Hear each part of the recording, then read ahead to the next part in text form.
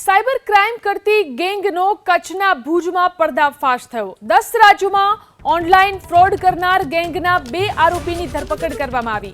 રાજસ્થાનના શીશપાલ અને ગોવિંદરામ નામના શખ્સની ધરપકડ અને પૂછપરછ શરૂ કરવામાં આવી છે।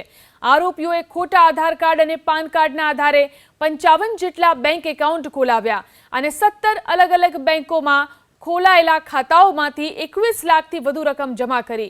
આરોપીઓએ ખોટા સરનામા સાથે દુકાનોના નકલી દસ્તાવેજો બનાવી બેંકોને ગેરમાર્ગે દોરી।